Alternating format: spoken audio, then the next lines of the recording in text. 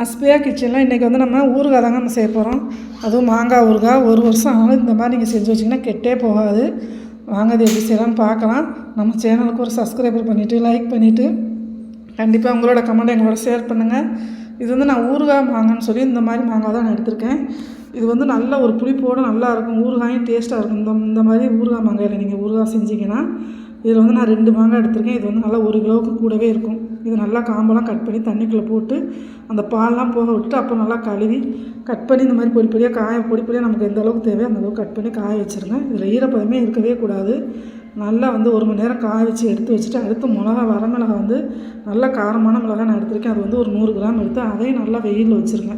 அதுவும் காயணும் வறுக்கக்கூடாது. இதுக்கு வந்து ஒரு கடாய் வச்சு நான் இப்போ வந்து 2 ஸ்பூன் வந்து வெந்தயம் எடுத்திருக்கேன். ஒரு 10 போல் வந்து ஒரு புழுங்கல் அரிசி அது கூடவே எடுக்கக்கூடாது. இதுதான் அளவு. ஒரு 1/4 ஸ்பூன் அளவு ஜீரகம் இதையும் சேர்த்து வறுத்துட்டு இப்போ அந்த சூட்லேயே வந்து 2 ஸ்பூன் வந்து வெறும் கடுகு எடுத்துக்கோங்க. அடுப்பு ஆஃப் பண்ணிடலாம். ஏன்னா எனக்கு ரொம்ப வந்து அடுப்பு ஏற்கனவே கடாய் சூடாக இருக்கனால அந்த சூடே போகும். நம்ம அடுப்பில் தீ வச்சு வறுத்தோம்னா கருகிரும், கசப்பு தன்மை ஆயிரும். இப்போ வந்து மிக்சியில் வந்து நம்ம மிளகாய் சேர்த்து நல்லா பவுட்ரு பண்ணிக்கலாம். இப்போ கட் பண்ணி வச்சுருக்க மாங்காயை வந்து நம்ம எடுத்து ஒரு பாத்திரத்தில் சேர்த்துட்டு இதுக்கு தேவையான அளவு வந்து ஒரு கைப்பிடி நிறையா உப்பும் திரும்ப கொஞ்சம் உப்பு நான் சேர்த்துருக்கேன். இதை வந்து நல்லா ஒன்றா கலந்து விட்டுக்கலாம். உப்பு வந்து நல்லா சுருக்குன்னு இருந்தால் தான் ஊறுகாய் வந்து கெட்டு போகாமல் இருக்கும். அதனால் இப்போ நல்லா கலந்தாச்சு. இப்போ அடுத்து நம்ம பொடி பண்ணி வச்சுருக்க மசாலாவையும் உள்ளே சேர்த்து அதையும் நல்லா கலந்து விட்டுக்கலாம். மசாலாவோட அளவு வந்து கரெக்டாக இருக்கணும். இல்லைன்னா கூட குறைய போனால் கொஞ்சம் கசப்பு தன்மை ஆயிரும். அதனால் கரெக்டாக எடுத்துக்கிறணும். இப்போ நல்லா கலந்தாச்சு. இப்போ அடுத்து வந்து இதில் நம்ம பவுட்ரு பண்ண மிளகாத்தூளை எடுத்துக்கலாம். நம்ம வந்து வீட்டில் அரைச்ச மிளகாத்தூள் இருந்தால் கூட சேர்க்கலாம். ஆனால் அது வந்து டேஸ்ட்டு வந்து இந்த அளவுக்கு இருக்காது.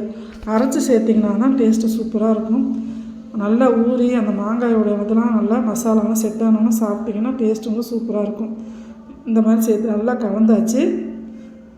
கலந்து இதை வந்து இப்போ ஒரு மண்பானை இல்லைன்னா பிளாஸ்டிக் பாத்திரம் அந்த மாதிரி தான் நம்ம அதை சேர்த்துக்கிறணும். இப்போ இதுக்கு ஒரு தாளிப்பு சேர்த்துடலாம். இப்போ நம்ம கடாய் வச்சு 100 கிராம் அளவு வந்து நல்லெண்ணெய் எடுத்துக்கலாம். நல்லெண்ணெய் சேர்த்தாச்சு. கடுகு கொஞ்சம் செடிக்க விட்டு அடுப்பு ஆஃப் பண்ணிவிட்டு கொஞ்சம் ஆவி குறைஞ்சோன்னா கொஞ்சம் பெருங்காயம் சேர்த்து அதை திரும்ப நம்ம மாங்காயில் சேர்த்துடலாம்.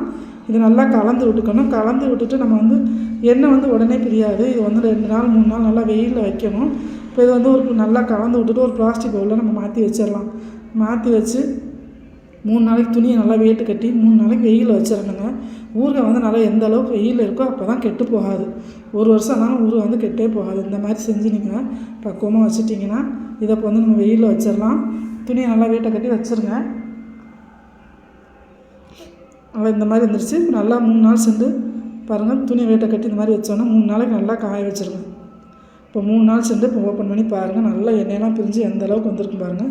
ஊறுகாய் அவ்வளோ சூப்பராக இருக்கும். கண்டிப்பாக நீங்களும் செஞ்சு பார்த்து நம்ம சேனல் மறக்காமல் சப்ஸ்கிரைப்